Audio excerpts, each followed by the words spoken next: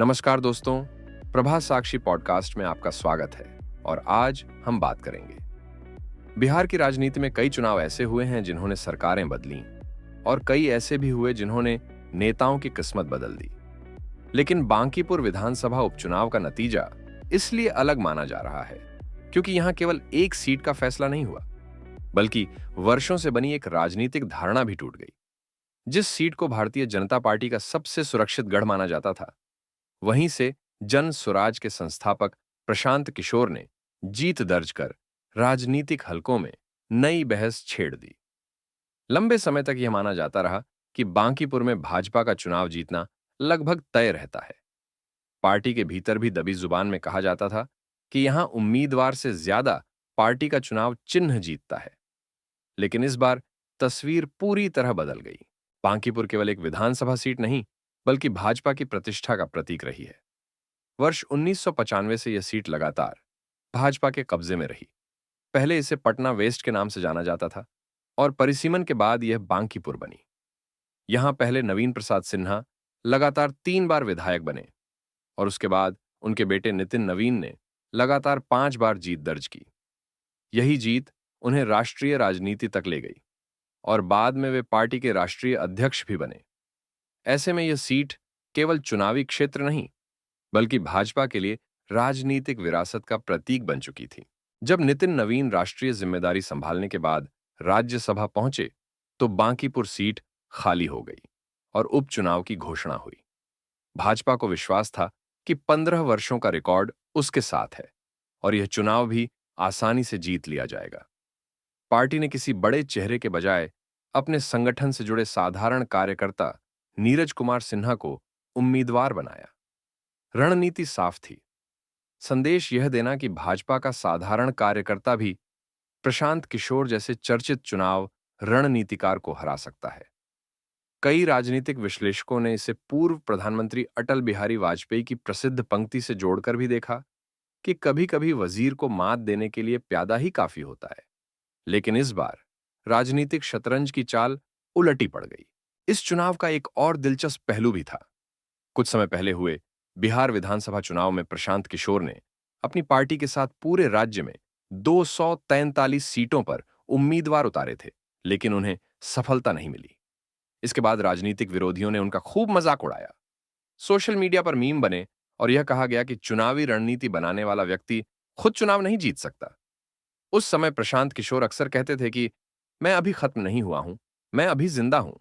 उस बयान को कई लोगों ने केवल आत्मविश्वास माना था, लेकिन बांकीपुर के नतीजे के बाद उसी बयान को उनके समर्थक वापसी के प्रतीक के रूप में देख रहे हैं।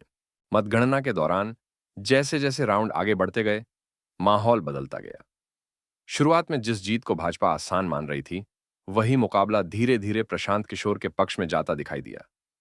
आखिरकार परिणाम आया और वर्षों से भाजपा का अभेद्य गढ़ मानी जाने वाली सीट पर जन स्वराज ने जीत दर्ज कर ली। प्रशांत किशोर के समर्थकों ने इसे केवल चुनावी जीत नहीं, बल्कि नई राजनीति की शुरुआत बताया। सावन के सोमवार को मिली इस जीत को कई समर्थकों ने धार्मिक आस्था और राजनीतिक परिवर्तन दोनों से जोड़कर देखा। लेकिन इस जीत की चर्चा केवल इसलिए नहीं हो रही कि प्रशांत किशोर विधायक बन गए। असली चर्चा इस बात की है कि भारतीय राजनीति में अब ऐसे नेताओं की संख्या बढ़ रही है जो बड़ी राजनीतिक पार्टियों के बिना भी अपनी अलग पहचान बना रहे हैं। संसद और विधानसभाओं में उनकी संख्या भले कम हो, लेकिन उनकी राजनीतिक मौजूदगी और जन प्रभाव लगातार बढ़ रहा है। प्रशांत किशोर की जीत ने इसी नए राजनीतिक ट्रेंड को फिर से चर्चा के केंद्र में ला दिया है। ऐसे नेताओं की सूची में सबसे पहले नाम आता है आजाद समाज पार्टी के प्रमुख चंद्रशेखर आजाद का। भीम आर्मी से अपनी पहचान बनाने वाले चंद्रशेखर आजाद ने वर्ष 2024 के लोकसभा चुनाव में उत्तर प्रदेश की नगीना सीट से जीत हासिल की। उन्होंने भाजपा उम्मीदवार को बड़े अंतर से हराया और संसद पहुंचे। इससे पहले उन्होंने गोरखपुर शहरी सीट से मुख्यमंत्री योगी आदित्यनाथ के खिलाफ चुनाव लड़ा था, जहां उन्हें हार का सामना करना पड़ा था। लेकिन हार के बाद भी उन्होंने अपनी राजनीतिक सक्रियता जारी रखी और आज संसद के भीतर तथा बाहर दलितों और मुसलमानों से जुड़े मुद्दों पर मुखर आवाज माने जाते हैं। हाल ही में मध्य प्रदेश के दतिया विधानसभा उपचुनाव में उनकी पार्टी तीसरे स्थान पर रही, लेकिन मिले वोटों ने यह संकेत दिया कि उनका प्रभाव केवल उत्तर प्रदेश तक सीमित नहीं रह गया है। इसी तरह झारखंड की राजनीति में तेजी से उभरे नेता जयराम महतो भी इस नई राजनीति का हिस्सा माने जा रहे हैं। झारखंड लोकतांत्रिक क्रांतिकारी मोर्चा यानी जेएलकेएम के संस्थापक जयराम महतो अपनी पार्टी के अकेले विधायक हैं, लेकिन सोशल मीडिया और युवाओं के बीच उनकी लोकप्रियता लगातार बढ़ रही है। उन्होंने पहले लोकसभा चुनाव निर्दलीय उम्मीदवार के रूप में लड़ा और लाखों वोट हासिल किए। बाद में उनकी पार्टी को मान्यता मिली और विधानसभा चुनाव में वे जीतकर सदन पहुंचे। जयराम महतो अपने भाषणों में झारखंड के युवाओं, बेरोजगारी, बाहरी लोगों को मिलने वाली नौकरियों और राजनीतिक भ्रष्टाचार जैसे मुद्दों को लगातार उठाते हैं। दिलचस्प बात यह भी है कि उन्होंने अपने चुनावी हलफनामे में यूट्यूब को अपनी आय का प्रमुख स्रोत बताया था।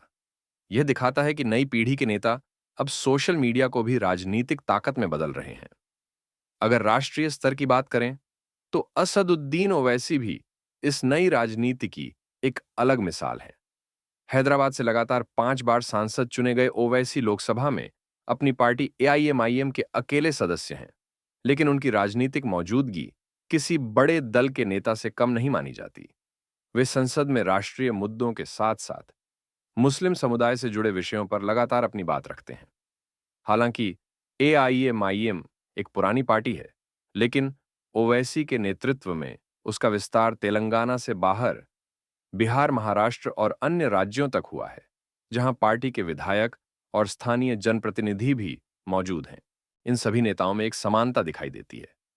चाहे प्रशांत किशोर हों, चंद्रशेखर आजाद हों, जयराम महतो हों या असदुद्दीन ओवैसी, इन सभी ने अपनी पहचान केवल पारंपरिक राजनीतिक संगठन के भरोसे नहीं बनाई, बल्कि अपने मुद्दों, स्पष्ट वक्तव्य और जनता से सीधे संवाद के आधार पर तैयार की।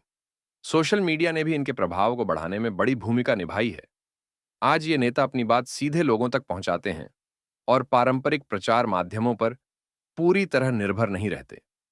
बांकीपुर का चुनाव इसलिए भी महत्वपूर्ण माना जा रहा है क्योंकि इसने यह संदेश दिया है कि अब केवल मजबूत संगठन या वर्षों पुराना चुनावी रिकॉर्ड जीत की गारंटी नहीं है।